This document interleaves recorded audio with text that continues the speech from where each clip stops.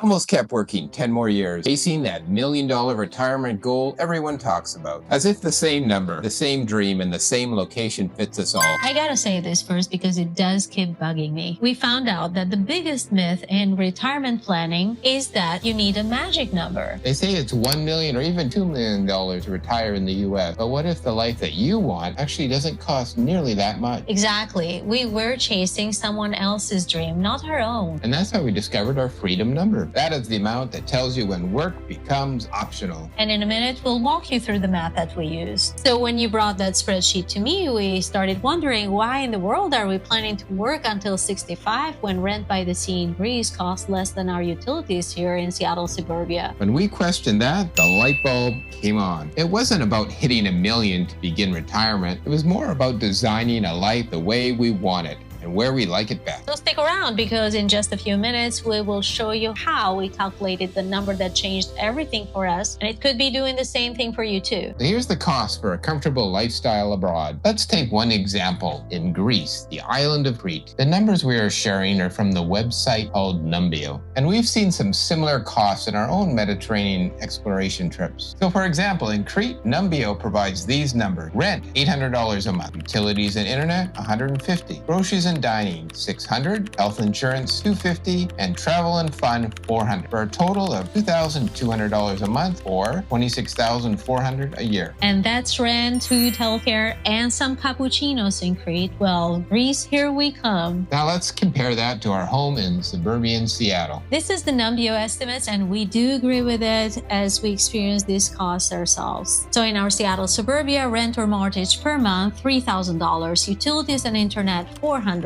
groceries and dining, $1,000, transportation, car, fuel, insurance, $800, health insurance, ACA or employer-based plan is $1,200, travel and entertainment, $600. It gets it to be $7,000 a month on average, which gets it to be $84,000 per year, and that is quite a bit, folks. $7,000 a month, $84,000 a year, and that's the cost of living in Seattle before even talking about saving for retirement or travel. So then compare that to $2,200 a month in Crete of Greece. And suddenly our timeline to retirement freedom shrinks by many, many years. It's like finding 5 or more years of your life hidden in your spreadsheet. And that is when we realized it isn't about cutting corners to be able to retire. It is about moving the goalposts way closer. Next, we'll show you how that number turns into your own freedom number. We figured out we'll need to have some finances to bridge us until full retirement when Social Security kicks in. Called this our bridge financing. Let's start by dividing our retirement funds into 2 buckets.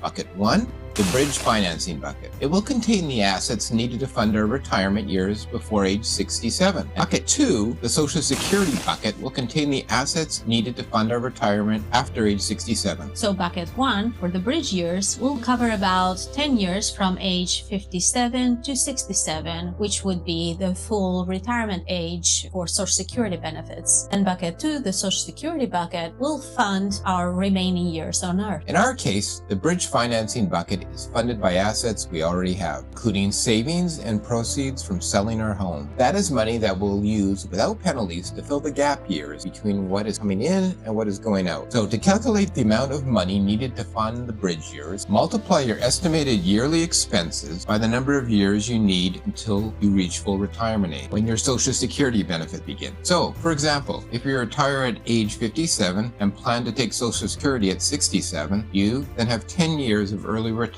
expenses that you need in the bridge financing bucket. So those 2 locations we mentioned earlier, Crete, Greece, and Seattle, Washington, we can look at the numbers and how they break down. So the bridge financing bucket, for example, in Seattle, Washington, is $84,000 per year times 10 years, which equals $840,000 total for bridge finance. And the bridge financing bucket for Crete, Greece option is $26,400 per year times 10 years, which equals $264,000 total. Let's let's talk about bucket 2 that joins the party once you start receiving Social Security benefits. In this example that we were talking about, bucket number 2 starts at age 67, full retirement age for Social Security benefits. So, the bridge financing bucket 1 gets us to that point. The second bucket keeps us secure through the remaining years of our retirement. Now let's enter some data for that bucket number 2 so you can see exactly how this works. In our example, let's assume we have a couple that is eligible for total monthly Social Security between the two of, let's say, $4,000 at age 67, or about $48,000 per year. If this couple is in the U.S. experiencing U.S. cost of living, as we mentioned earlier, their lifestyle costs would be $84,000 a year. In this case, their Social Security income is drastically less than their cost of living expenses. Goodness, that is a difference of roughly $3,000 a month. Just to make it through it, if living in the U.S., that is $36,000 a year. In that case, they would need to keep working or hope to have other finances to fill that gap. Now, look what happens in our example if this couple moved the island of Crete.